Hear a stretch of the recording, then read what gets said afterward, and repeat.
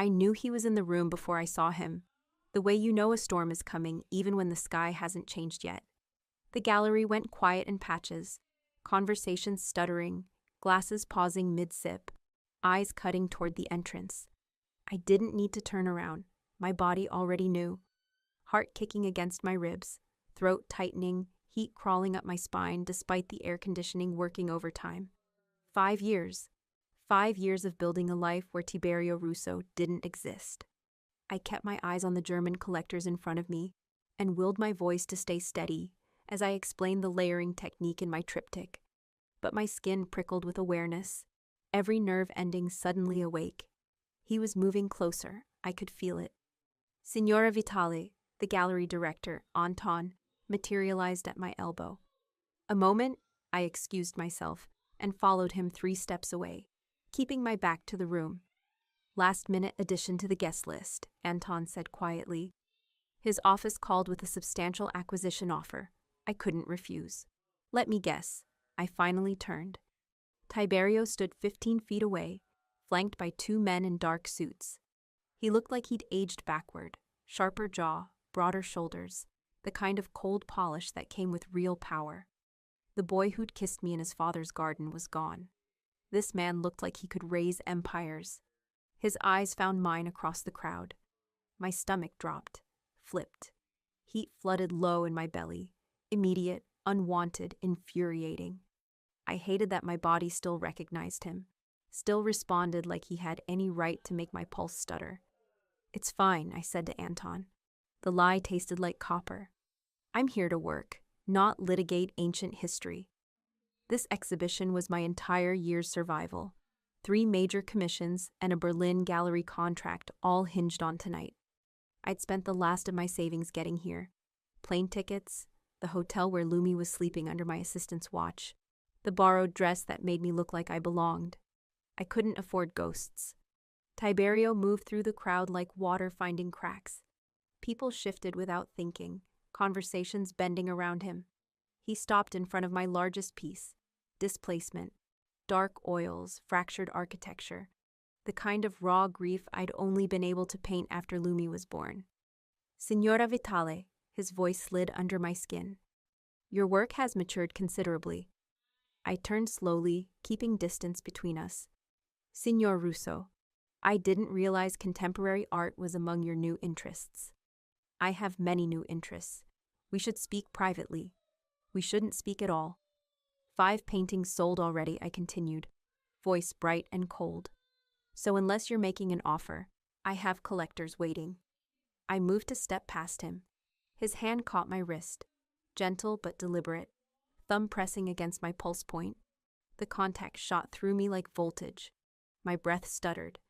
I felt my heartbeat hammer against his thumb, betraying me. Let go. There's a man by the east entrance. Tiberio's voice dropped lower. Gray suit, red pocket square. He's been watching you for 20 minutes. Half the room is watching me. He's not looking at your paintings. His thumb moved slightly, a barely there stroke that made my skin burn. And the woman near the catering table arrived with press credentials from Arte Moderna. Something in his tone made me look up. So? Arte Moderna folded 6 months ago. His eyes locked on mine. I checked. My stomach went cold. You're paranoid. I'm thorough. He released my wrist and showed me his phone. Security footage, time-stamped 2 days ago. A man in a gray suit entering a warehouse. Antonio Greco. He works for the Montecalvo family. The name hit like a fist to the chest. That's impossible. The Montecalvos have nothing to do with me. They have everything to do with you. His voice went flat. 5 years ago, I was engaged to Senator Montecalvo's daughter. The engagement was political, arranged, announced at a state dinner. He paused. And then I ended it. Publicly. The floor shifted beneath me. You, what? I never married Valentina. The engagement lasted less than a year. The wedding never happened. That's not, I saw the photos, the cathedral. Engagement announcement, not a wedding. His jaw tightened. I thought you knew. How would I know? The words came out sharp. I left the country. I rebuilt somewhere you'd never look. He studied my face. You thought I married her. I said nothing. Damn, he breathed it like a curse. Leora, the Montecalvos are consolidating power. Valentina's running for deputy minister. She's settling old scores, reminding people what happens when someone humiliates her family. I'm nobody. I paint pictures and teach undergraduates. I'm not a threat. You were seen with me, photographed at family events for 6 months. His eyes darkened. Then you disappeared the same week the engagement was announced. People noticed. Let them wonder, I have a good life now. Whatever theater you're involved in has nothing to do with me. Look at him again. The gray suit. Watch his hands. I didn't want to. But something in Tiberio's tone made me glance at the mirrored column, checking the reflection. The man's fingers were moving against his thigh, not fidgeting. A signal. I'd seen that exact gesture before, 5 years ago, at a dinner where Tiberio's father had negotiated with men whose smiles never reached their eyes. One of his guards had explained it later, the finger code the old families used when they couldn't speak freely. Target confirmed. Proceed. My blood went cold. You see it, Tiberio said quietly. That doesn't mean a woman screamed. Then glass shattered, then gunfire. Everything happened too fast. Bodies scattering, someone shouting, people running. My brain processed it in fragments. The gray-suited man pulling something from his jacket. The crowd surging toward exits. Tiberio moved before I could think. His arm locked around my waist and yanked me down behind a marble column as another shot cracked through the air. The floor was cold against my knees. My dress tore. Someone was screaming. Tiberio's weight pressed against my back. One hand splayed across my ribs, shielding me. Stay down. My lungs couldn't find air. The world had narrowed to my heartbeat and the heat of his body. Lumi, panic hit me like a physical blow. My daughter, she's at the hotel. If they know about me? Tiberio went absolutely still. What? My daughter. I tried to push against his hold. She's 4. She's at the Hotel Amadeus with my assistant. If they know where I am. His hand moved from my ribs to my shoulder, gripping hard. You have a daughter. His voice had changed, gone colder. Yes, and she's how old? I just told you she's 4 years old. He was doing math in his head. I could hear it in the pause, feel it in the way his fingers tightened. 4. Another shot rang out, farther away, shouting, boots on marble, his men moving fast. But Tiberio didn't move. He stayed frozen against me, his breath harsh at my ear. Tiberio. Where? Hotel Amadeus, room 504. He released me and pulled out his phone. Dante, Hotel Amadeus, room 504. There's a child, 4 years old. Get her out now. Bring her to the Palazzo suite. A pause. I don't care if the woman objects. The child comes with you. He ended the call and looked at me, and the expression in his eyes made my stomach drop. When were you going to tell me? Tell you what? Don't. The word cracked like a whip. 4 years old. You disappeared 5 years ago. The timing means nothing. Another shot. Tiberio swore and hauled me to my feet, keeping his body between me and the room. The gray-suited man was on the floor, blood spreading beneath his shoulder, not dead, but not getting up. She's leaving, Tiberio said to Anton, who'd appeared looking ashen. He pulled me toward a service exit, his men forming a wall around us. Cold night air hit my face. A black Mercedes idled at the curb. Tiberio pushed me inside and slid in beside me as the car lurched forward. I pressed against the window, heart hammering, mind spinning. Where are we going? The Palazzo Montefiore? Your daughter's being moved there now. Without my permission? I don't need permission to keep a child safe. He looked up from his phone. What's her name? I hesitated. What is her name? Lumi? His jaw clenched. And her father? Is none of your business. Leora. No, you don't get to interrogate me. You don't get to decide anything about my life. Someone just tried to kill you in front of 200 witnesses, Tiberio said, deadly calm. Which means they don't care about exposure. They care about sending a message. He stopped himself. I don't get to decide your life. But I do get to keep you alive long enough to make your own decisions. The car turned sharply. Through the windows, I caught flashes of Rome at night. the city I'd once loved and then fled. Tiberio's phone buzzed.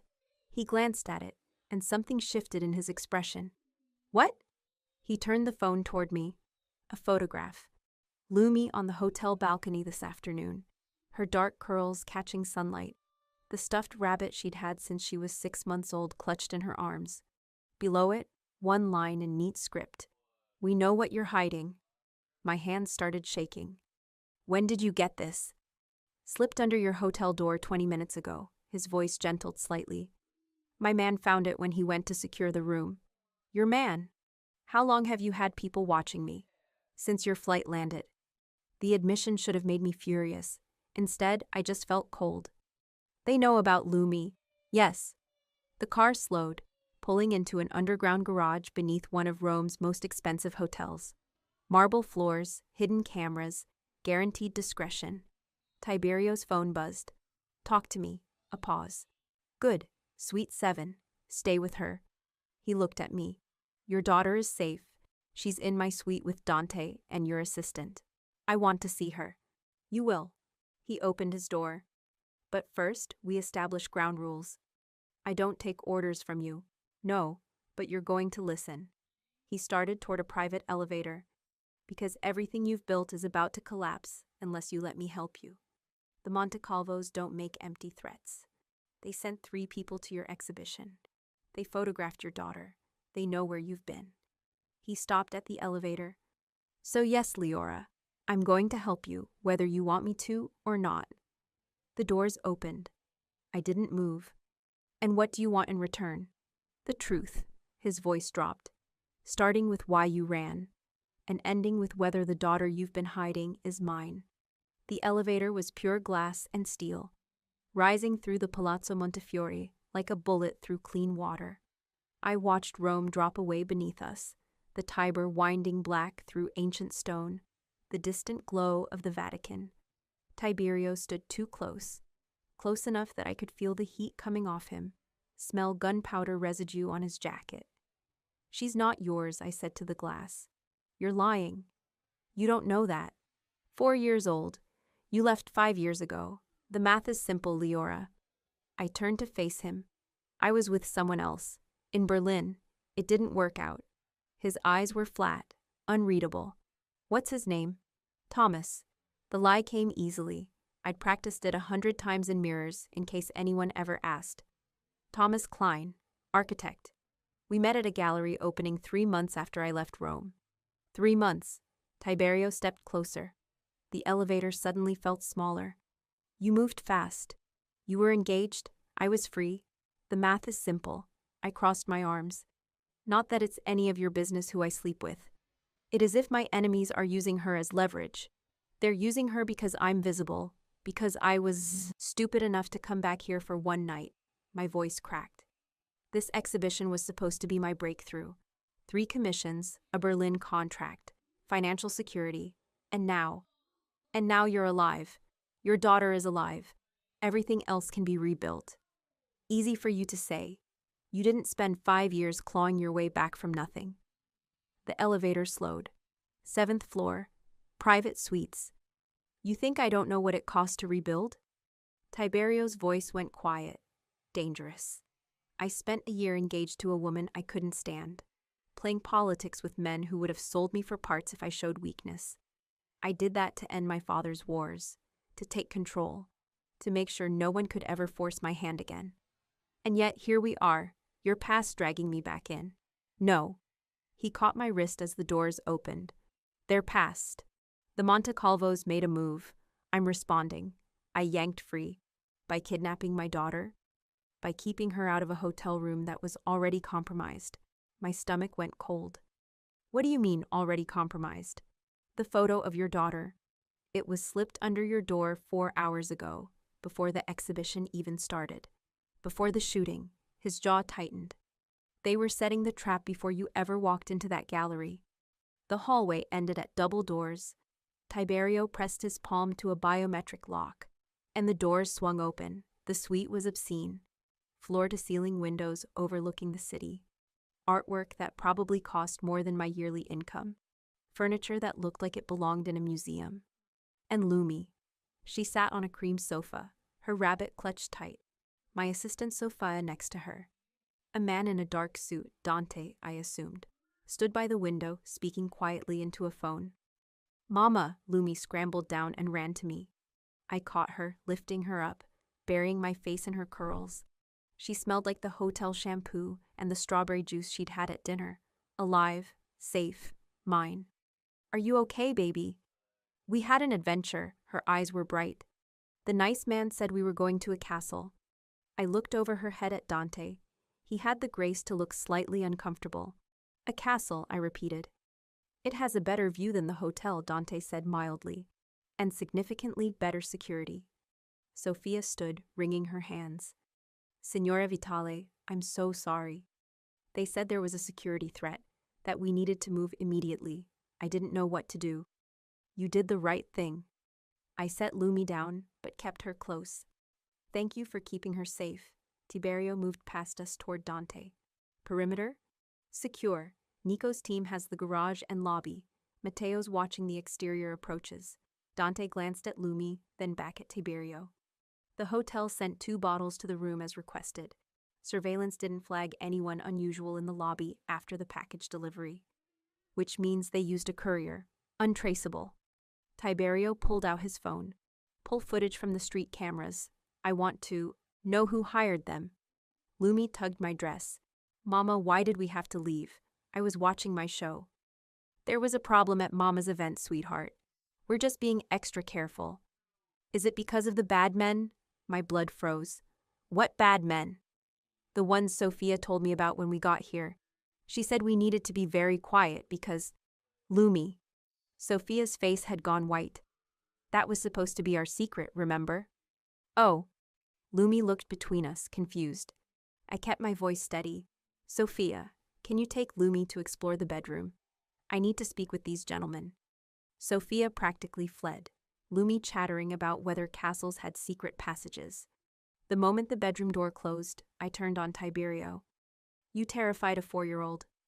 I extracted her from a compromised location. He didn't look up from his phone. There's a difference. She's a child. You don't tell children about bad men and expect them to sleep tonight. Your assistant told her that. My people kept her distracted with talk of castles and hot chocolate. Now he looked up. And she'll sleep fine because this suite has a panic room, armed security, and bulletproof glass. Better than the Hotel Amadeus. I wanted to hit him. I didn't ask for this. You announced an exhibition in Rome. You made yourself visible. What did you think would happen?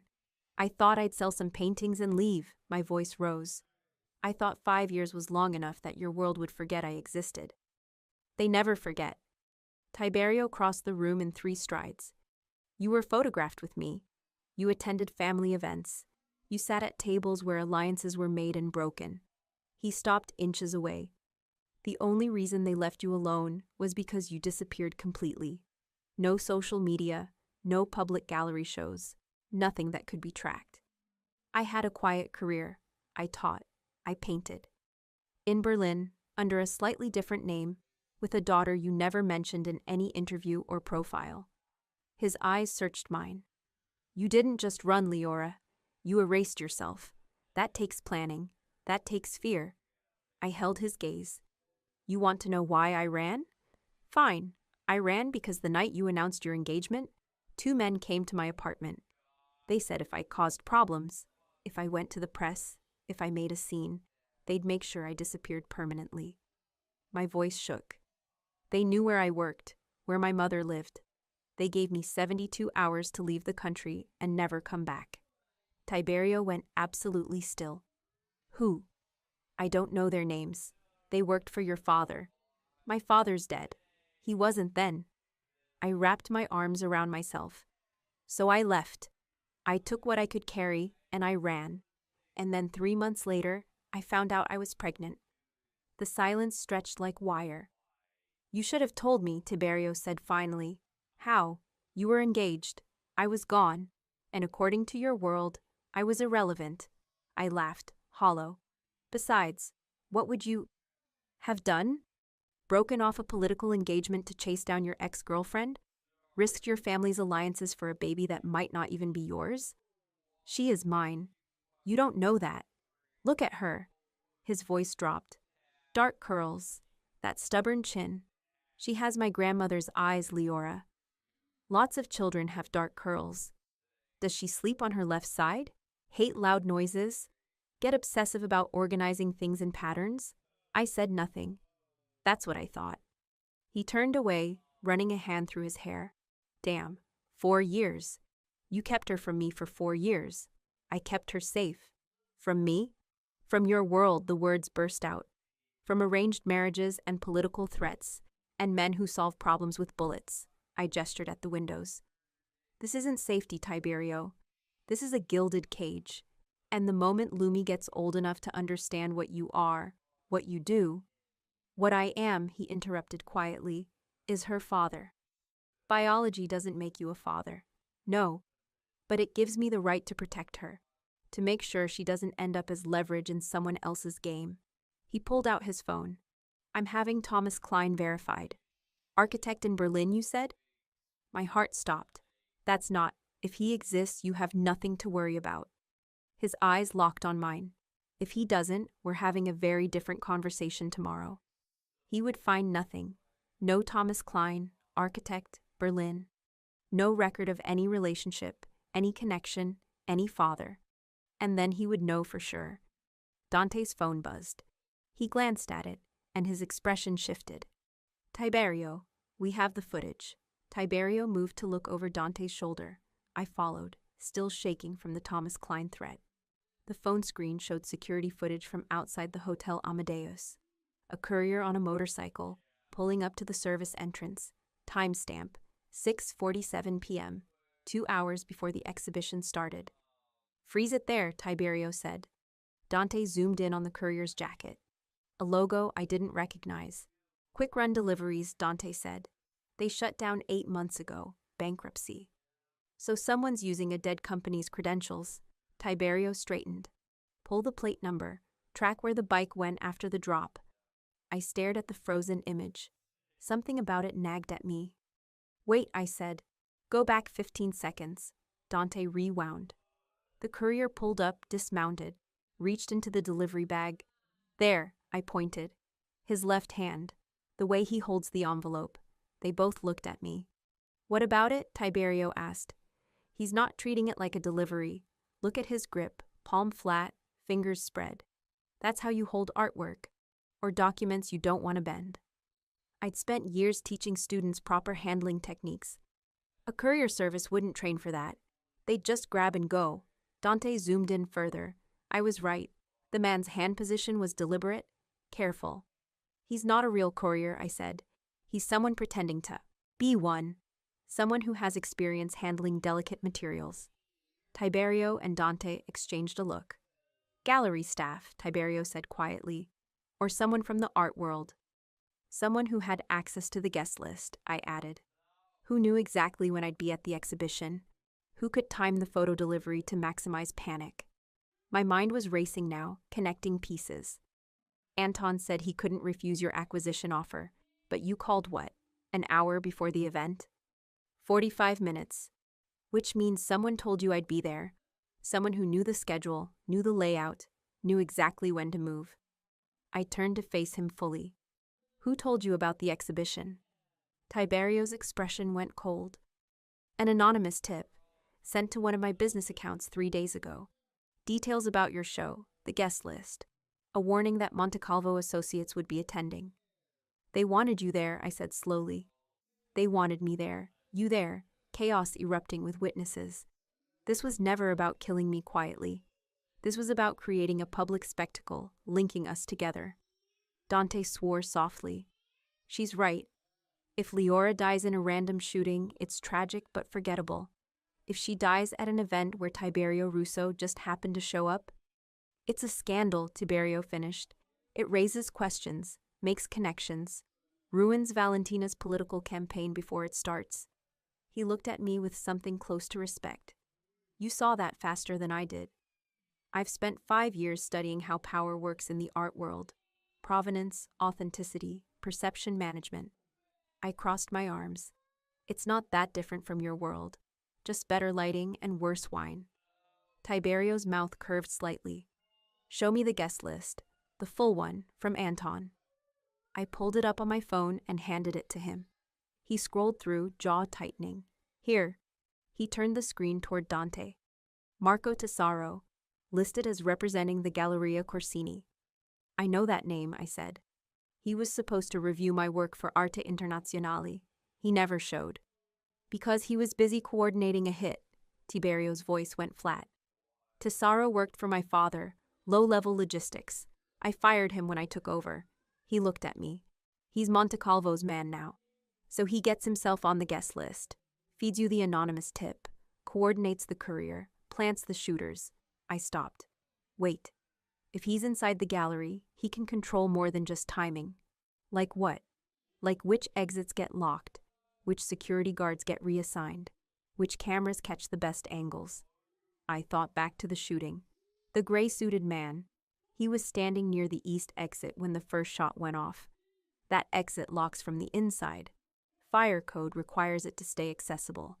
But when people ran toward it, it was locked, Tiberio said quietly, forcing everyone toward the main entrance, where my men were positioned, where you'd be most visible protecting me. The full picture snapped into focus. They orchestrated the whole thing, not to kill me, to make sure we were photographed together during a crisis, to create the exact scandal Valentina needs to destroy. Dante was already typing. I'll have Tesoro picked up. No, I said. They both looked at me. If you grab him now, the Montecalvos know we're onto them. They'll adjust, move up their timeline, hit us when we're less prepared. I held Tiberio's gaze. But if we let him think he's still hidden, we control the next move. What are you suggesting? I finish the exhibition tomorrow, exactly as planned. Tesoro thinks I'm rattled, running scared, dependent on your protection. I straightened. But I'll be watching him, and when he makes contact with whoever's running this operation, we'll have proof. Names, evidence, everything we need to dismantle their entire play. Tiberio studied me for a long moment. You want to use yourself as bait. I want to use myself as an artist who's smart enough not to run. I met his eyes. They think I'm a weakness, a vulnerability, something they can exploit. Let's show them exactly how wrong they are. Dante glanced between us. It could work, but it means Leora stays exposed, visible. The risk is worth it if it ends this permanently instead of just delaying it. I looked at Tiberio. I'm tired of running. I did that for 5 years. It didn't make me safer. It just made me alone. Something shifted in Tiberio's expression. This changes the approach. We don't just protect you. We use the exhibition as a trap. Exactly. And when Tesoro moves, then we move faster. I pulled out my phone. But first, I need to call Anton. If we're doing this, I need control over every detail of tomorrow's event. My phone buzzed before I could dial. Anton's name lit up the screen. I answered. Anton. Signora Vitale, thank goodness. Are you hurt? I'm fine. What's the situation? The gallery is secure. Police have cleared the building. 3 casualties, all non-fatal, thank goodness. 2 security guards, 1 guest. He sounded shaken. But we have a problem. The press is everywhere. They're asking questions. About the shooting. About you. About... He paused. About Signor Russo. My stomach dropped. What kind of questions? Whether you were the target. Whether this was connected to his business. One reporter asked if you were under his protection. Another asked if you were... He stopped. If I was what? If you were his mistress.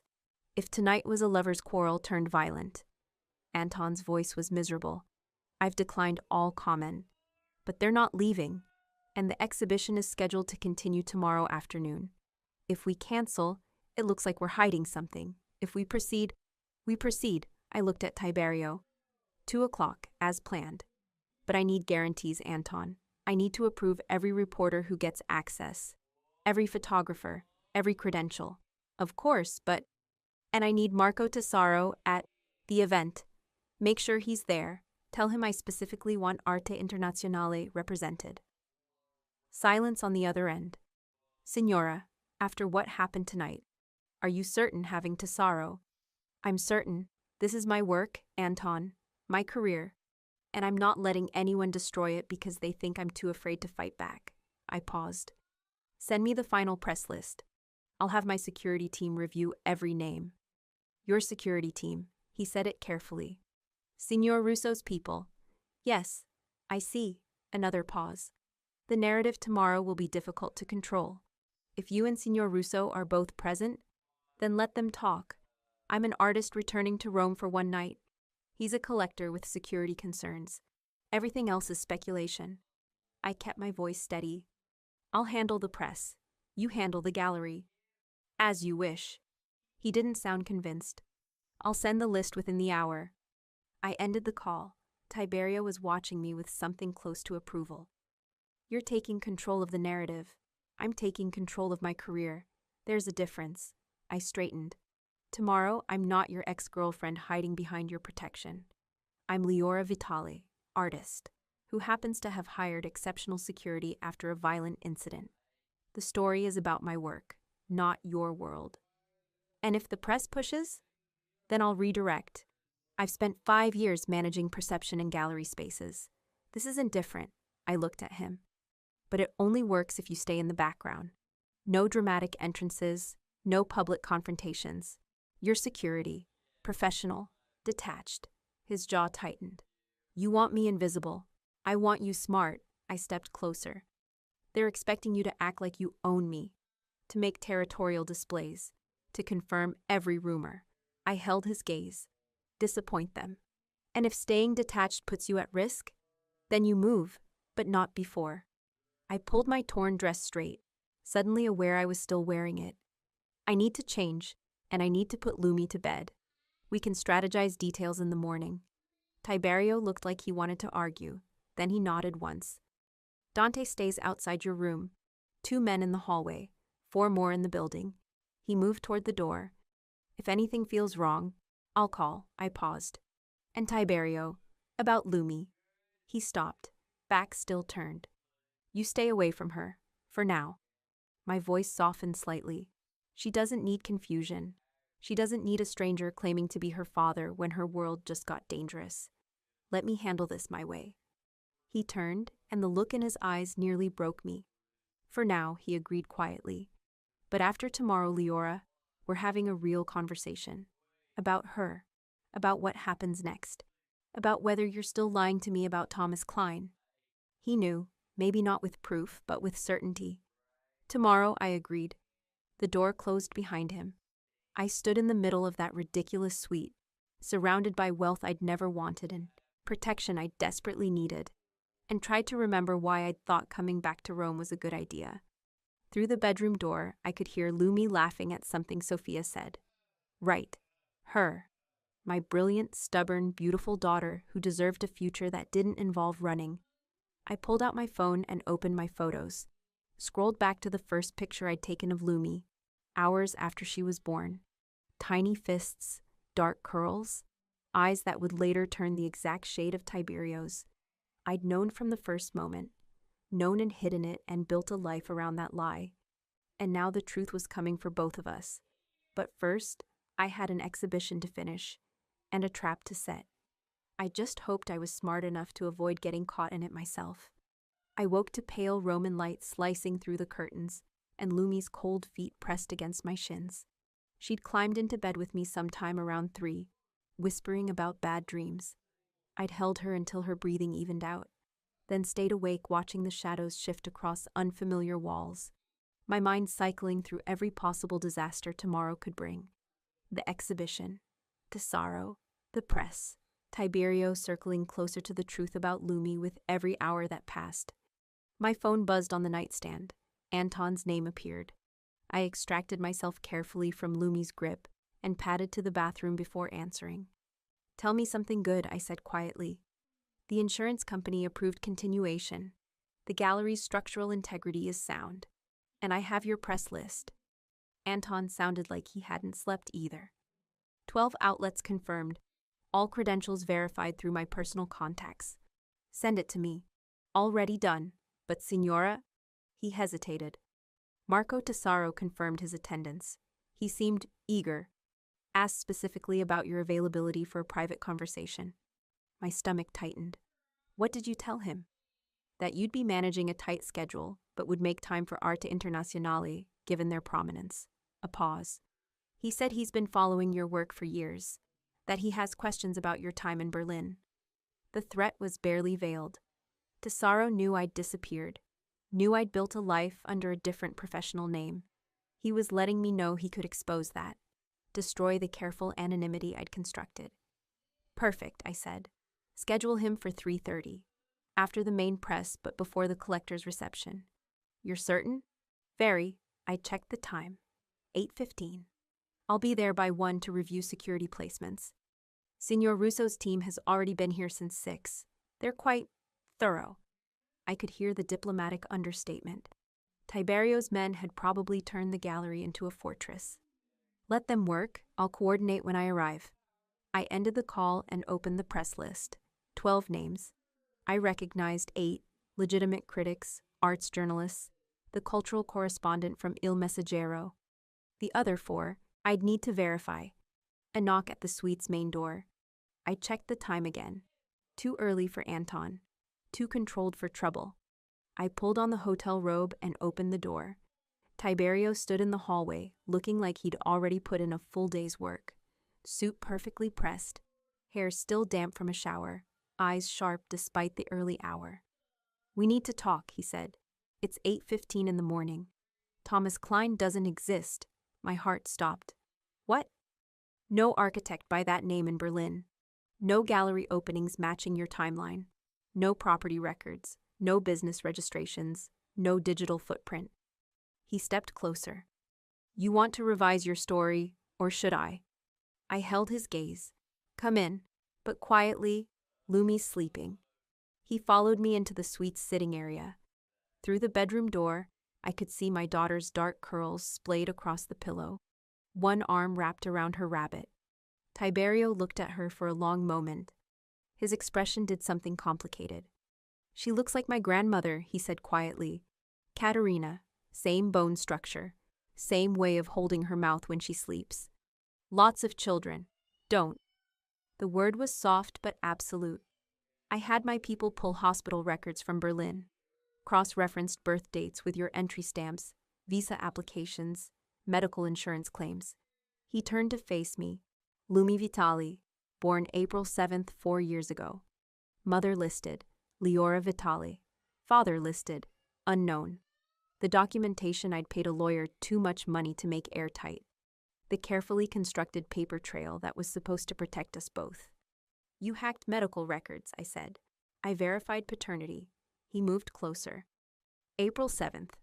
That's 40 weeks after the last time He stopped. After the week before I announced the engagement. I said nothing. Say it, Tiberio demanded.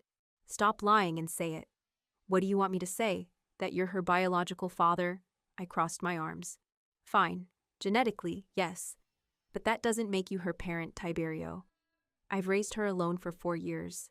I've been the one who stayed up all night when she had fever dreams, who taught her to read, who held her when she asked why she didn't have a daddy like the other kids. My voice cracked. You don't get to show up now and claim her just because you did the math. I would have been there. His voice was raw. If you'd told me you were engaged to a senator's daughter, playing politics with people who threatened to disappear me. I stepped toward him, angry now. What was I supposed to do? Call you up and say, hey, I know you're building alliances and consolidating power, but surprise, you're going to be a father. You would have had to choose between her and your father's empire, between protecting us and protecting your position. I would have chosen you. You don't know that. Yes, I do. He closed the distance between us. I ended the engagement for you. I went to war with the Montecalvos. For you. Everything I've built, every move I've made for 4 years has been about becoming powerful enough that no one could ever force my hand again. His eyes burned into mine. So don't tell me I wouldn't have chosen you. Don't tell me I wouldn't have chosen her. Then why didn't you come looking? The question burst out before I could stop it. You ended the engagement. You had resources, connections, people who could find anyone. Why didn't you try to find me? Because I thought you wanted to stay gone. His jaw tightened. The men my father sent. They told me you'd left willingly, that you'd taken a payout and signed an NDA, that you wanted nothing to do with me or my world. He looked away. I thought you'd made your choice. I never took money from your family. I know that now. I pulled the financial records. There was no payout, no NDA. His voice went quiet. They lied to me, just like I'm sure they lied to you. The pieces were clicking into place.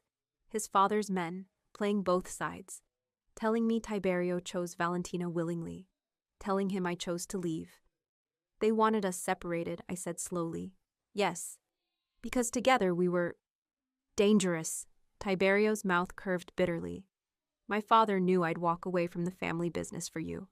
Knew I'd refuse the political marriages, the alliances, the entire infrastructure he'd built. So he made sure I believed you wanted out, made sure you believed I'd betrayed you. He paused. And it worked. For 5 years, I sank onto the sofa. This is too much. I know. I have an exhibition in 6 hours, a trap to set, a career to salvage. I know that too. And now you're telling me everything I believed about why we ended was a lie. Yes. He sat beside me, not too close, but close enough. I'm also telling you that Lumi is my daughter, that I want to be her father, not just her biological parent, and that after we finish dealing with the Monte Calvos, you and I are going to have a very long conversation about what happens next. I looked at him, really looked, at the exhaustion around his eyes, the tension in his shoulders, the way his hands were clenched like he was physically restraining himself from reaching for me. I can't think about next right now, I said. I can barely handle now. Then handle now. Let me help with that. He pulled out his phone. The 4 names you didn't recognize on the press list. I had them checked. 2 are legitimate freelancers. 1 is a stringer for Reuters. The 4th is a problem. He showed me the screen. A photo of a woman, late 30s, professional smile. Julia Sarto, listed as representing Artifocus International. What's the problem? Artifocus International is a real publication, small but legitimate. Julia Sarto is real too. Arts blogger, occasional contributor. He swiped to another image. But 3 months ago, she accepted a consulting fee from a PR firm that works exclusively for political clients, including Valentina. Monte Calvo, my blood went cold. She's a plant, most likely. She'll be there to ask the questions Valentina wants asked, about my presence at the gallery, about our relationship, about why I'm providing your security. He put his phone away. She'll make it personal. So I don't give her access. No, you let her in. Tiberio's eyes met mine. You control the narrative by controlling your answers. Stay professional. Redirect to your work. If she pushes about us, you have a prepared response. Which is? That Signor Russo is a collector who attended my exhibition. That the violence was unrelated to either of us personally. That I've hired professional security as a precaution, which any artist would do after such an incident. I straightened. I thanked the authorities for their swift response and emphasized that I'm focused on my work and my collectors. Good, he stood. But be prepared for her to go off script, to ask about Berlin, about why you left, about whether you knew me before the engagement. Did we ever appear in photos together before? A few, family events. Nothing romantic, we kept it private, but anyone looking closely could find them. Then I'll say we were acquaintances, that I left Rome for professional reasons. I looked up at him. Is that close enough to the truth? It's as close as we can afford. He moved toward the door. I'll have Dante as your primary. He stays within 10 feet at all times. 2 more men will pose as collectors, 3 embedded as gallery staff, plus 2 on exterior surveillance. That's 8 people. That's appropriate given that someone orchestrated a shooting at your last event. He stopped at the door. Wear something that doesn't restrict movement. Low heels? Keep your phone charged and on you. I know how to prepare for a public event. Not one where you're bait in a trap designed to catch a killer. His voice hardened. This isn't a gallery opening, Leora. This is an operation. Treat it accordingly. I am treating it accordingly. I'm treating it like the most important professional day of my career, which happens to also involve not getting killed. I stood. I can handle both. Something shifted in his expression. I know you can. He stopped. Started again. I need you to understand what's at stake. Tesaro won't come alone.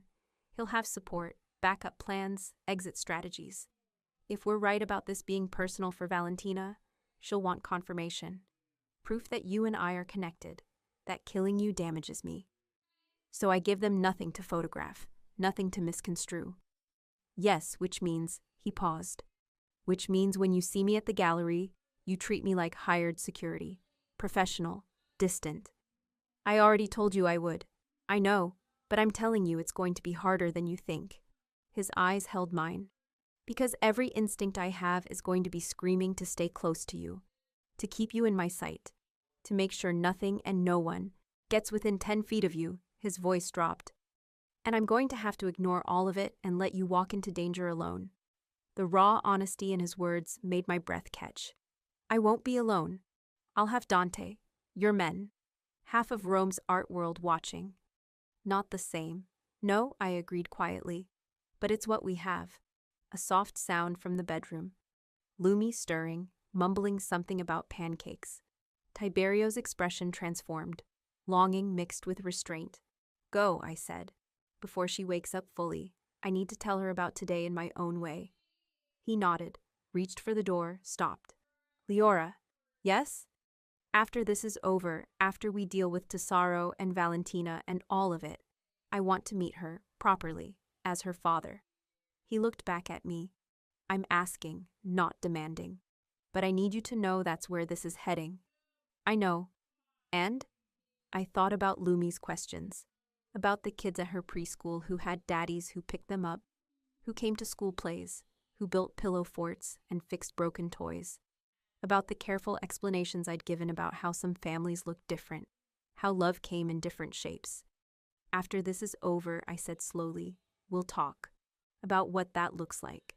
About how to do it in a way that doesn't terrify a 4-year-old or make her think her whole world is changing overnight. I held his gaze. But yes, Tiberio, after this is over, we'll figure it out. The relief that crossed his face was almost painful to watch. Thank you. Don't thank me yet. You might meet her and realize parenting a stubborn, opinionated preschooler is harder than running a criminal empire. His mouth curved. She gets that from you. She gets it from both of us. I moved to open the door wider. Now go. I have a daughter to feed and a trap to set. He left without looking back. I closed the door and leaned against it, heart pounding, mind spinning. In the bedroom, Lumi was sitting up, rubbing her eyes. Mama, was someone here? Just hotel staff, baby. Checking that we have everything we need. Do we have pancakes? We can definitely get pancakes. I moved to sit on the bed. But first, I need to talk to you about today. She clutched her rabbit closer. Are the bad men coming back?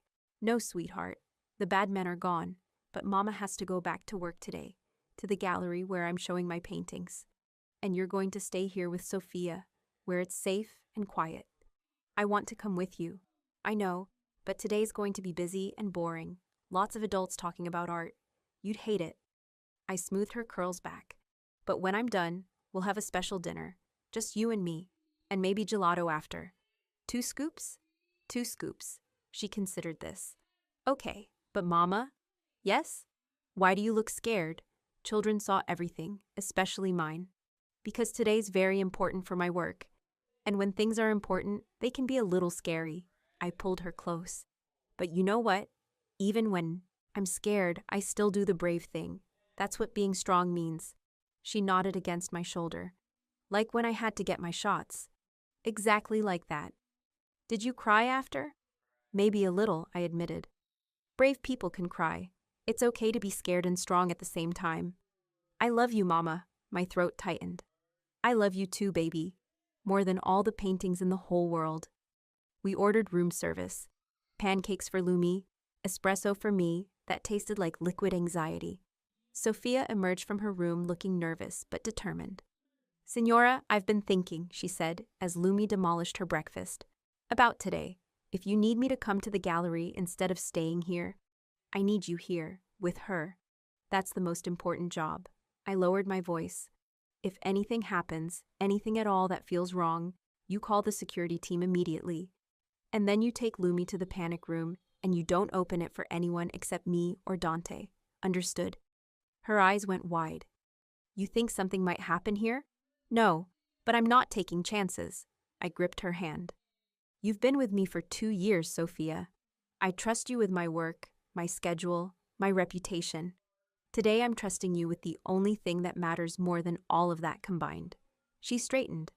I won't let you down. I know. At noon, I showered and looked at what I'd packed for today's event. My go-to gallery outfit was still at the hotel in a garment bag, but someone had left fresh clothes folded on the suite's chair, black trousers in my exact size, a silk blouse in midnight blue, low heels that looked expensive and practical in equal measure. Tiberio's doing, obviously. I should have been annoyed at the presumption. Instead, I found myself running my fingers over the fabric, recognizing the careful attention to what I'd need. Mobile but polished, professional but protective. He'd always known me too well. I dressed in his choices and hated how perfectly they fit. I pulled my hair back, put on minimal makeup, checked my reflection. I looked like an artist preparing for her career-defining exhibition. Not a woman walking into a trap that could cost her everything. My phone buzzed. Dante, car is ready when you are. I kissed Lumi goodbye, twice, because once wasn't enough. Reminded Sophia about the panic room. Grabbed my bag and headed for the elevator. Dante waited in the lobby. He nodded once, said nothing, and led me to a black sedan with tinted windows. The drive to the gallery took 20 minutes. Rome streamed past the windows. Ancient and modern layered together, beauty built on centuries of calculated violence. Not so different from the world I was navigating now. Tesoro arrived an hour ago, Dante said quietly. He's been photographing the space, taking notes, acting like a journalist doing preliminary research. Good. Let him think he's in control. Tiberio wants you to know he'll be in the security office, watching the feeds. If Tesoro makes any move, he'll see it, I know. I looked out the window. What happens if this goes wrong? It won't. But if it does, Dante was quiet for a moment. Then Tiberio burns the Montecalvo family to the ground. Legally, financially, socially. He'll dismantle every alliance they have, expose every secret, ruin every political connection. He glanced at me. And he'll do it whether you want him to or not. Because that's what he does when someone threatens what's his. I'm not his. With respect, Signora Vitale, I don't think that matters to him anymore. The gallery appeared ahead. Cameras, press vans, a small crowd of early arrivals. My exhibition, my work, my life's culmination on display for the world to judge. And somewhere inside, Marco Tesoro waited with questions designed to destroy me. I took a breath, straightened my shoulders, became the version of myself that could handle this. Let's go, I said. Dante opened my door. I stepped out into Roman sunlight and the clicking of a dozen cameras, and I smiled like I had absolutely nothing to hide. The gallery had transformed. Where glass had shattered 2 nights ago, new panels gleamed. Where blood had stained marble, the floor shone spotless. My paintings hung exactly as I'd planned. 18 pieces spanning 5 years of work, each one a fragment of the life I'd built in exile. Anton met me at the entrance, relief and anxiety warring on his face. Signora Vitale, thank goodness. The early collectors are already asking about displacement. We may have multiple offers before the official opening. Good. I scanned the room. 2 men in expensive suits examining my triptych. Tiberio's people, I assumed. A woman arranging champagne flutes behind the bar. Another adjusting lighting near the south wall. All of them moving with the careful precision of professionals playing a role. The press will arrive at 2:15, Anton continued. I've arranged them in the East Gallery for your statement, then individual interviews in rotation. Tesoro specifically requested. 3:30, I know. I spotted Dante near the main entrance, earpiece barely visible, eyes tracking every movement. Has anything felt wrong? Anyone unexpected?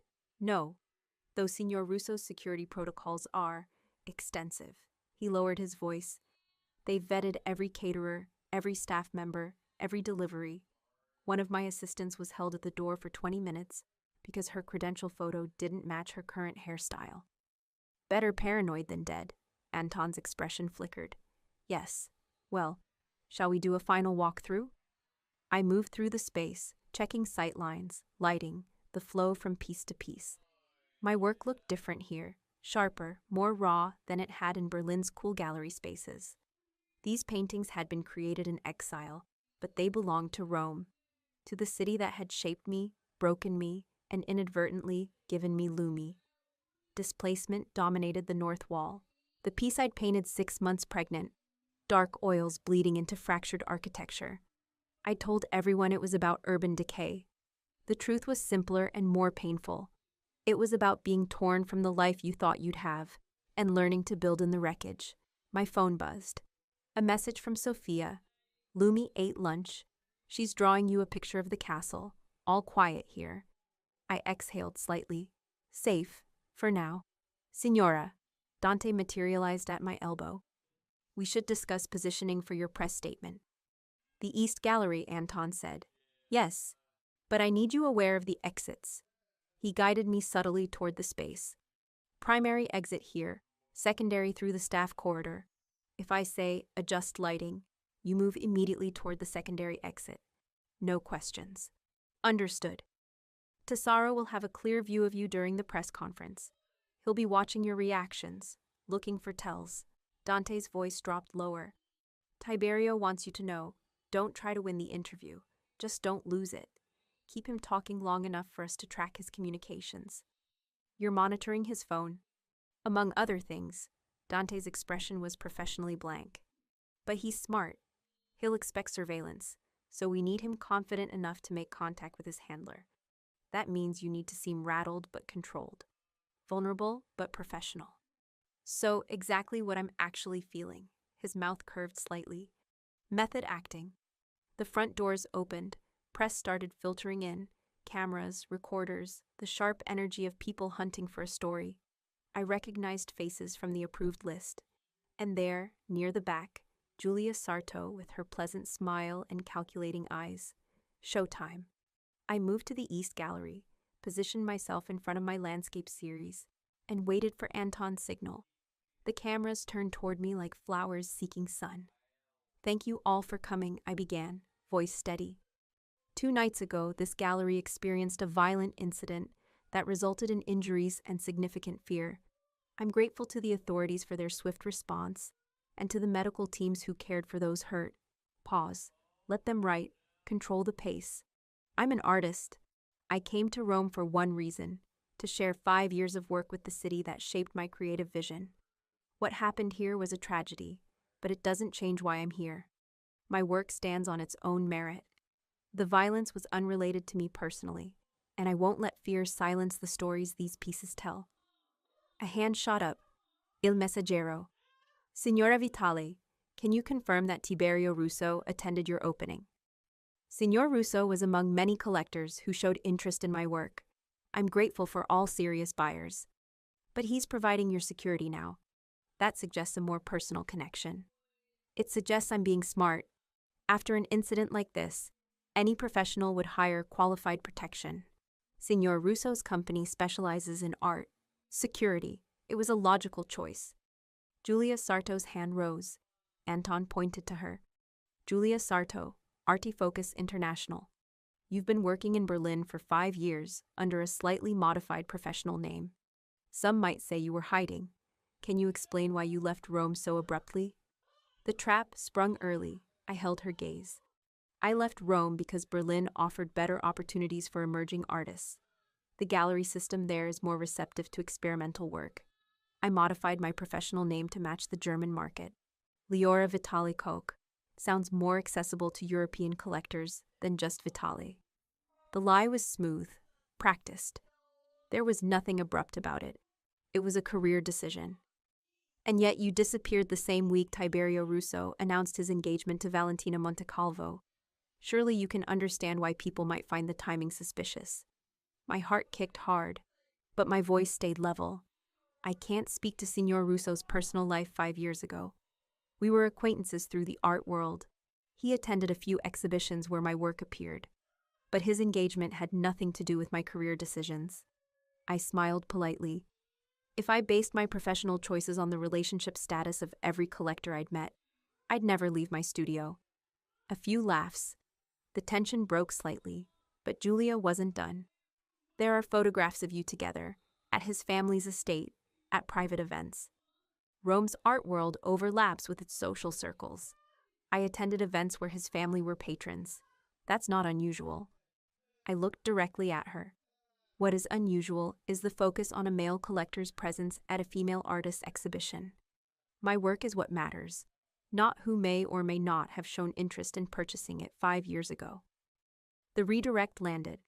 I saw a few reporters nodding, another hand. Will you be staying in Rome after the exhibition? I'll return to Berlin. My life and my studio are there. And your daughter? My blood froze. The question came from the back, a young man. I didn't recognize him from the approved list. Dante's hand moved to his earpiece. I don't discuss my family in professional contexts, I said carefully. My daughter has nothing to do with my work. But she's here with you in Rome, at the Palazzo Montefiore. Some might say that's an interesting choice of accommodation, given Signor Russo's connection to... Interview's over. Dante stepped forward, polite but absolute. Signora Vitale has a schedule to maintain. Individual interviews will proceed as planned. Anton rushed to organize the rotation. The young man who'd asked about Lumi was already gone, melted into the crowd. Dante leaned close. That wasn't on the approved list. I know. Tiberio's pulling footage now. We'll ID him. He guided me toward the main gallery. You handled it well, but they know about Lumi, which means... Tesaro's going to push harder. I checked my phone. Still nothing from Sophia. Still, safe. When is he scheduled? 20 minutes. The next hour blurred. I smiled for cameras, answered questions about technique and inspiration, sold 3 pieces to a German collector who didn't seem to care about scandal. My paintings had never looked better. The Roman light brought out depths I hadn't seen in Berlin's softer glow. But I couldn't stop watching the clock. Couldn't stop thinking about the young man who'd asked about Lumi, who'd known exactly where we were staying. 3:20. Anton appeared at my elbow. Signor Tesaro is waiting in the private viewing room. I followed him through the gallery to a small space off the main floor. Intimate, quiet, designed for serious collectors to examine pieces without distraction. Marco Tesaro stood with his back to me, studying a photograph on his phone. He turned as I entered, and his smile was all teeth. Signora Vitale, finally, I've been following your career with great interest. So I'm told. I didn't sit. You have questions about my work, among other things. He gestured to the chairs. Please, this won't take long. I sat. Dante positioned himself by the door, close enough to intervene, far enough to seem like standard security. Tesaro pulled out a recorder. Do you mind? Not at all. Let him record. Let him think he's in control. Your technique has evolved significantly since your early Rome period. The work is darker now, more fragmented. Some critics might say traumatized. He leaned forward. What happened in Berlin to change your artistic vision so dramatically? Maturity? Distance. The freedom to experiment without the pressure of Rome's traditional gallery expectations. And motherhood? Surely that influenced your work. My hands stayed relaxed in my lap. Parenthood changes everyone, but I don't mind my daughter's life for artistic content. Of course not. Though the timing is interesting. You left Rome, ended up pregnant within months, built an entirely new life. His eyes glittered. Almost like you were running from something, or someone. I was running toward opportunity. There's a difference. Is there? He set his phone on the table between us, screen up. Because I've been investigating your Berlin years, very carefully, and I found some fascinating inconsistencies. My pulse kicked, but I held his gaze. Such as? Your daughter's birth records list no father. Your medical history shows prenatal care starting in month 4, late for a planned pregnancy. Your visa application listed you as single, no dependents, yet 3 months later you're applying for family benefits. He smiled. It reads like someone who found out she was pregnant and had to scramble to adjust her story. It reads like someone who valued her privacy, and didn't feel obligated to broadcast her personal life to German immigration authorities. Perhaps, or perhaps it reads like someone hiding a very specific secret. He turned his phone toward me. The screen showed a photo, Tiberio and me, 5 years ago, at his family's summer estate. We were standing close, not touching, but the body language was unmistakable. The way he leaned toward me, the way I looked up at him, the way we looked at each other like we were the only two people in the room. This was taken 6 weeks before his engagement was announced, Tesaro said quietly. And if I'm doing my math correctly, about 40 weeks before your daughter was born. The room went very still. That's circumstantial, I said. A photograph and a timeline don't prove paternity. No, but they raise interesting questions. Questions I imagine Valentina Montecalvo would very much like answered. He leaned back. You see, Signora Vitale, you've become a problem. A loose thread in a very carefully woven narrative. And my employers don't like loose threads. So you're here to threaten me. I'm here to offer you a choice. His voice went flat, businesslike. You can leave Rome tonight. Return to Berlin, keep your head down, never speak publicly about Tiberio Russo or his family. Do that, and your daughter stays safe. Your career continues. You disappear back into the obscurity you've enjoyed for 5 years. And if I don't, then we make you disappear permanently, along with any evidence that might complicate Valentina's political future. He stood. You have until tomorrow morning. After that, the offer expires. He headed for the door. Every instinct screamed at me to let him go, to take the deal, to grab Lumi and run as far and fast as I could. But I'd spent 5 years running, and I was done.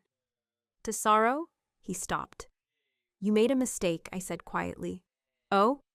You assumed I'd be alone in this, that I wouldn't have backup, that threatening my daughter would make me weak instead of dangerous. I stood. But the thing about being a mother, it doesn't make you vulnerable. It makes you absolutely ruthless about protecting what's yours. His expression shifted. Is that supposed to scare me? No, but this should. The door opened. Tiberio stepped through, followed by 2 men in police uniforms. Tesaro's face went white. Marco Tesaro, one of the officers said, You're under arrest for conspiracy to commit assault, extortion, and criminal threatening. This is ridiculous. I'm a journalist. You're an operative for a criminal organization. Tiberio's voice was ice. We have recordings of every word you just said. Threats against a child. Attempted extortion. Conspiracy with the Montecalvo organization. He stepped closer. And that reporter you sent to the press conference, the one who asked about Leora's daughter, he's already in custody. Turns out he was very willing to explain who hired him once we showed him the evidence against Valentina's campaign. He paused, letting that sink in. And thanks to Signora Vitale keeping you talking, we also have the phone calls you made during this interview.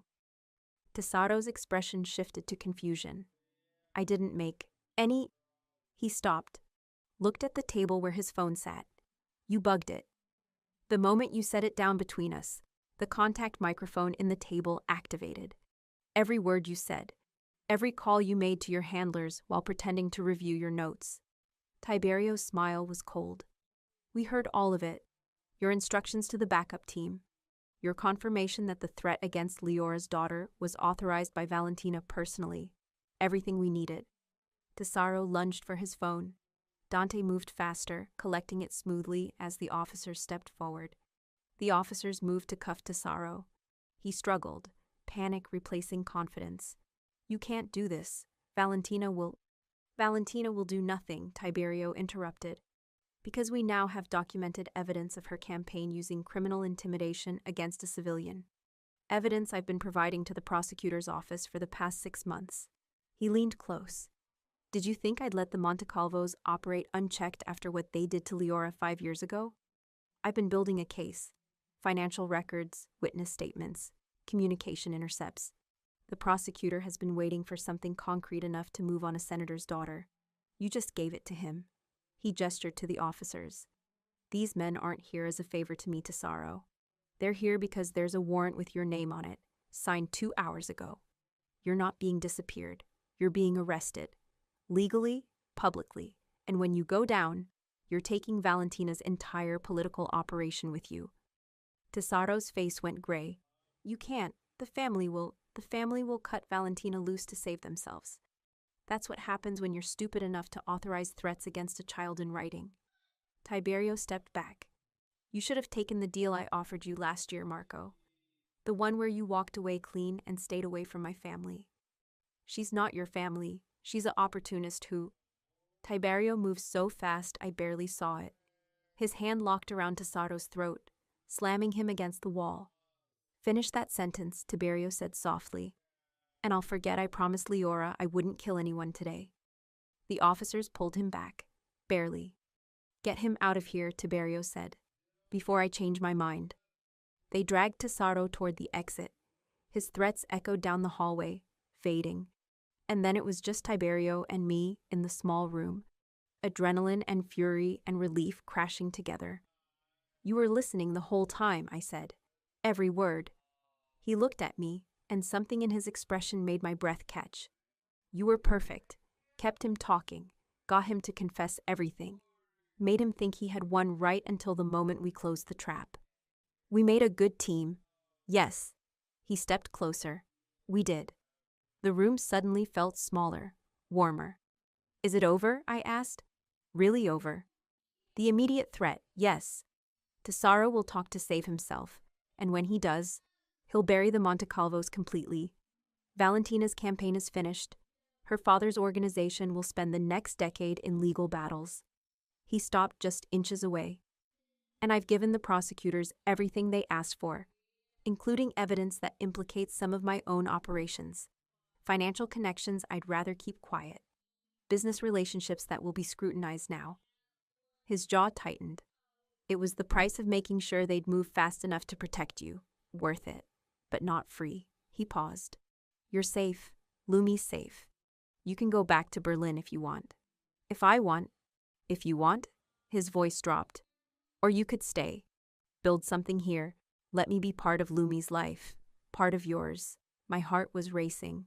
Tiberio, I know it's too fast. I know you need time. But damn, Leora, I've spent 5 years believing you wanted nothing to do with me. And now? He stopped. Started again. Now I know the truth. I know we were lied to. I know we lost 5 years we could have had together. And I know I can't get that time back. But I can make damn sure we don't lose any more. What are you saying? I'm saying I want you. I want Lumi.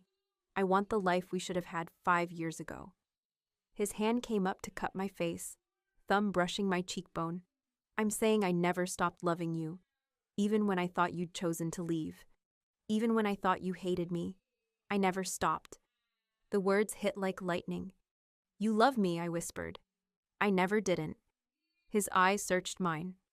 Tell me I'm not alone in this.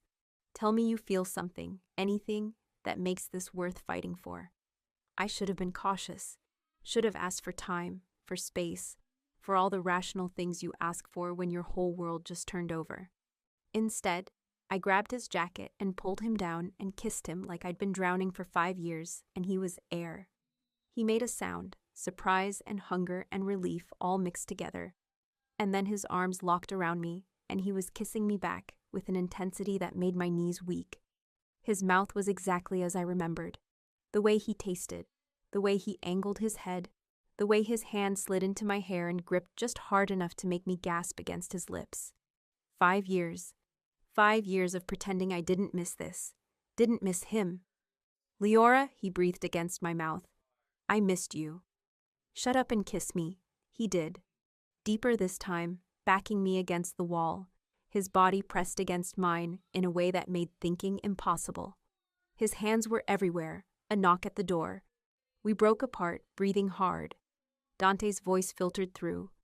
Signora Vitale, the German collector is asking about displacement. Anton wants to know if you're available. Reality crashed back. The exhibition, my career, the entire reason I'd walked into this trap in the first place. I looked up at Tiberio. His pupils were blown, his breathing unsteady, and the way he was looking at me made heat pool low in my belly. I have to work, I said. I know. This conversation isn't over. Not even close. He stepped back, adjusting his jacket. But finish what you came here to do. Sell your paintings, secure your contracts, show them all exactly who you are. His hand caught mine, squeezed once. I'll be watching. He opened the door. Dante stood outside, professionally expressionless despite definitely knowing what he'd interrupted. The collector, I managed? East Gallery. He's prepared to make an offer on 3 pieces, but he wants to discuss framing options. I smoothed my hair, straightened my blouse, and became the professional version of myself that could negotiate 6-figure sales, while my lips still burned from Tiberio's kiss. Lead the way. The next 2 hours were a blur of contracts and handshakes and champagne I barely tasted. I sold 7 pieces total, including displacement to the German collector for more than I'd made in an entire year in Berlin. Anton was ecstatic. The Berlin gallery director called to confirm they wanted an exclusive contract for my next series. Everything I'd worked for, everything I'd sacrificed for, all of it coming together in one perfect, impossible day. And through it all, I felt Tiberio's eyes on me, watching from the security office, protecting me even now.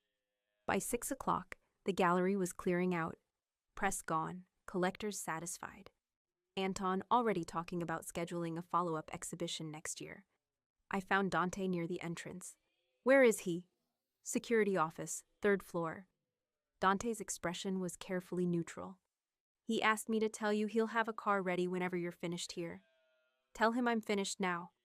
I took the stairs 2 at a time, energy and adrenaline, and something that felt dangerously like hope propelling me forward. The security office door was half open. Inside, Tiberio stood in front of a wall of monitors, phone to his ear, speaking rapid Italian to someone about legal filings and press releases. He saw me and ended the call immediately. Hi, I said stupidly. Hi. He set his phone down. How did it go? 7 pieces sold. Berlin wants an exclusive contract. Anton's already planning my next show. I moved into the room. I did it. Everything I came here for. I never doubted you would. Liar, you were worried. Terrified, he admitted. But not about your work. That was always going to succeed. I was terrified you'd finish the exhibition and realize you didn't need me. That you'd take Lumi back to Berlin and I'd lose you both before I even got a chance to. He stopped. To what? To prove I could be what you need. What she needs. He ran a hand through his hair. I can't undo the last 5 years. Can't give you back the time I should have been there. But I can give you everything from this moment forward. Security, stability, a partner who understands your work and your world and what it costs to build something real. I don't need security, I said. Quietly, I need honesty. I need someone who sees me as an equal, not a problem to solve or a treasure to protect. I do see you as an equal. That's why I let you walk into danger today. Why I didn't interfere when Tesaro was threatening you. Because I trusted you to handle it. He moved closer. You're the strongest person I know, Leora. You survived threats that would have broken most people.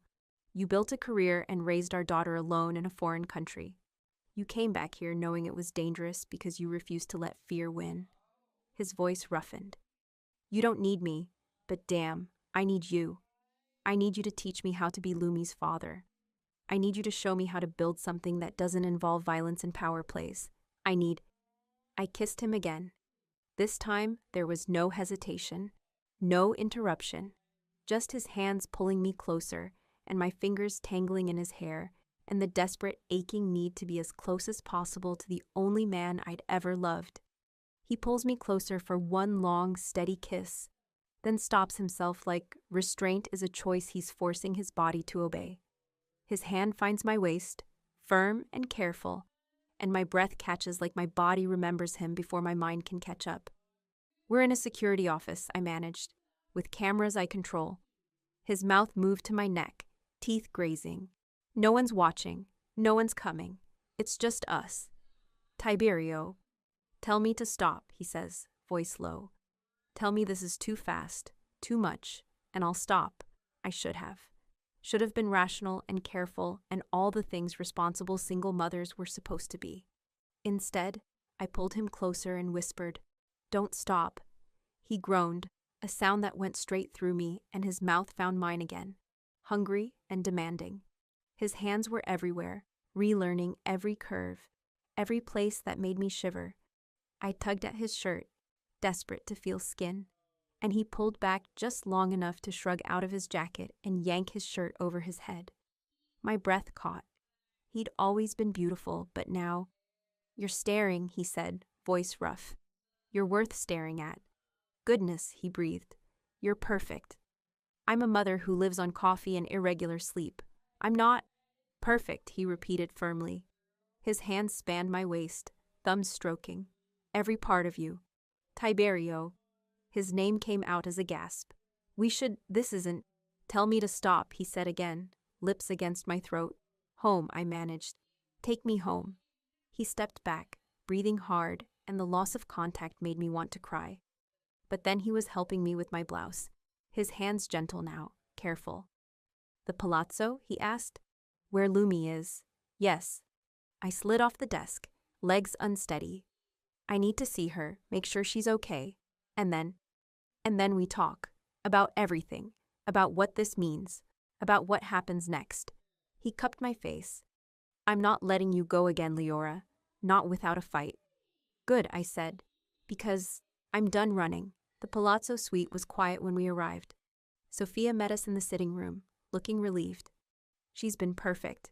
Drew 17 pictures, had dinner, asked about you approximately every 12 minutes. Sophia gathered her things. "She's asleep now. Went down about an hour ago." I paid her double what we'd agreed on and thanked her profusely. Then it was just Tiberio and me, standing in the dimly lit suite, with my daughter sleeping one room away and 5 years of lost time stretching between us. "I should check on her," I said. "Go." I slipped into the bedroom. Lumi was sprawled across the bed, rabbit clutched tight, her dark curls wild on the pillow. She looked so much like Tiberio it made my chest ache. I brushed her hair back, kissed her forehead, and whispered, "I love you, baby girl." When I came back out, Tiberio was standing by the windows, looking out at Rome. "She's beautiful," he said without turning. "She is." I moved to stand beside him. "And terrifying, and brilliant, and so stubborn it makes me want to scream sometimes. Like her mother, like both her parents." I looked up at him. "If we do this, if we try to build something real, it's not just you and me, it's her too. And she comes first. Always. I know. She doesn't know you, doesn't know what you do, doesn't understand why I've kept her from you all this time." My voice cracked. "I don't know how to explain this to a 4-year-old. We'll figure it out, together." He turned to face me. "I'm not expecting to walk in and be her father immediately. I know I have to earn that, but I want the chance to try. And if she doesn't accept you, if it's too hard for her, then we go slower, we adjust. We do whatever keeps her feeling safe and loved." His hand found mine. "I'm not going anywhere, Leora. Whether it takes a week or a year for her to trust me, I'll wait. I'll prove myself. Because she's worth it. You're both worth it." The certainty in his voice made something in my chest crack open. "I've been so scared," I whispered. "Of this, of you, of what it would mean to let you in. I know. But I'm tired of being scared. Tired of running. Tired of building a life that's safe but small." I looked up at him. "I want more. For me. For Lumi. For us." "Then take it." He pulled me closer. "Take all of it. Build a studio here. Show Lumi where you fell in love with art. Let me prove I can be the partner you deserve and the father she needs." His forehead touched mine. "Stay, Leora. Stay, and let's build something real. I'll need my own space, my own career. I won't be kept. I don't want to keep you. I want to stand beside you. And Lumi comes first. Always. Always," he agreed. "And if it doesn't work, if we try this and it falls apart, you don't get to use your power to control where she goes or what I do."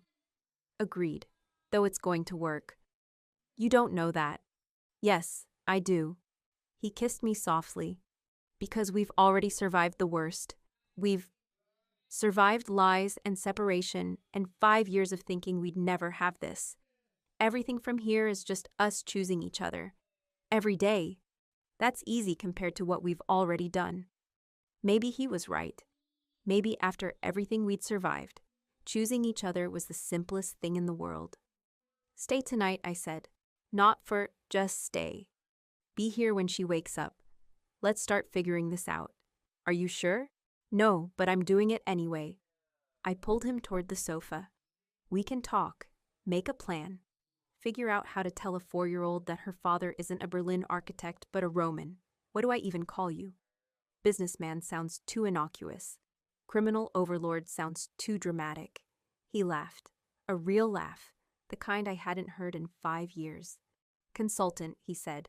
I'm a security and logistics consultant for high-value clients. That's the worst euphemism I've ever heard. It's also technically accurate. He pulled me down beside him. But for Lumi, I'm just Tiberio, her father. Someone who wants very much to know her and who promises to keep both of you safe, while giving you all the freedom you need to live your lives. She's going to have questions, so many questions. Then we'll answer them, honestly, in ways she can understand. His arm came around me. We'll make mistakes. We'll figure it out. We'll build something messy and complicated and real. I leaned against him, exhausted and exhilarated and terrified and hopeful all at once. I can't believe this is happening, I said. Believe it. He kissed the top of my head. You're stuck with me now. Good. We sat there as Rome glittered outside the windows, talking in quiet voices about logistics and schedules, and how to introduce a man to his daughter when that man had spent 5 years not knowing she existed. And when I finally fell asleep against his shoulder, I dreamed not of running, but of roots, deep and strong and permanent, growing down into Roman soil. I woke to soft morning light and the feeling of being watched.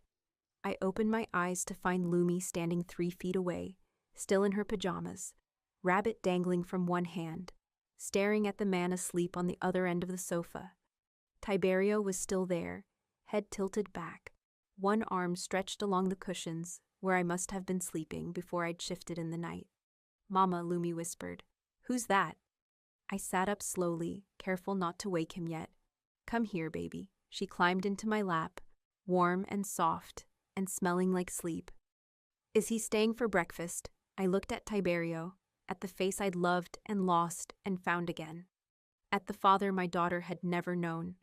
Yes, I said quietly. He's staying for breakfast, and I think he's going to be staying for a lot of things. What's his name? Tiberio. She tested the word silently, her little mouth shaping the syllables.